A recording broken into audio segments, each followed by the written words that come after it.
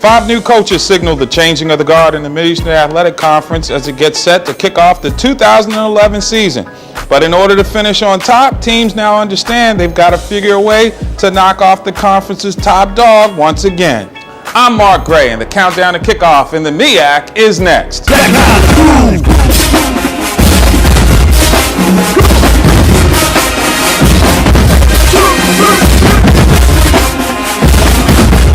House. 1, 2, 3, Black House. Ride, come on. College, stand up. HBCU.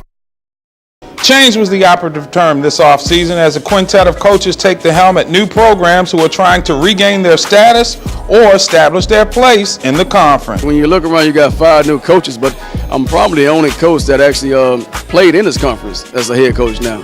So that's a wonderful feeling. We're looking forward to it. Going in and trying to restore the history of A&T and trying to get the program rolling again. It's a great challenge, but it's one we're excited about. We got a full schedule and we've got some quality people coming to see us in Savannah. We're excited about it. The community's excited.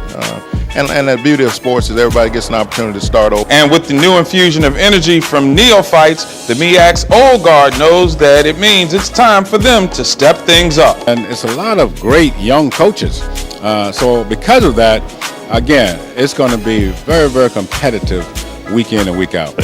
We've got a big challenge in that. We've got a lot of guys that we don't know much about, and anytime you get a situation where the unknown's out there, then it always gives you a little bit of trepidation. To be able to see, the new guys come in and then to still be here and be a part of it, because this is a short lifespan when you coach in college football. When you get new coaches in, it does make it exciting because it's new challenges. You're going to see different type of offenses, different way people coach.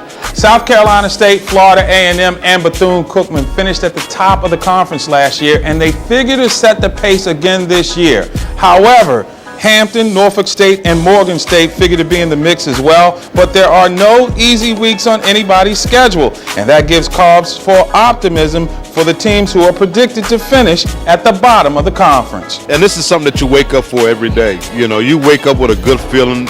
You wake up with a feeling of competitiveness every day to get back into this MEAC, because this is a very competitive conference. Unlike some other conferences that you can count a win here or there, you can't do that in this conference because anybody will beat anybody on any given Saturday. But even with all the change in the conference, the standard by which everybody else is judged remains South Carolina State. And as Coach Buddy Pugh enters his 10th year, he realizes that the task of staying on top has gotten a little tougher. We are business as usual. We will try to continue to be one of the top teams in our league, and we'll see what happens. So you've got 6 established veteran coaches and 5 new coaches, which makes for an interesting dynamic heading into the start of the 2011 season.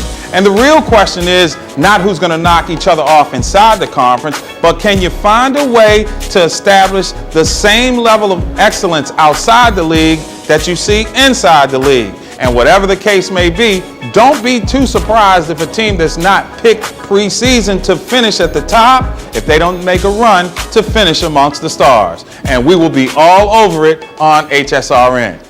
I'm Mark Gray. Thank you for joining us from Norfolk, and we will see you at the ballpark. Black House.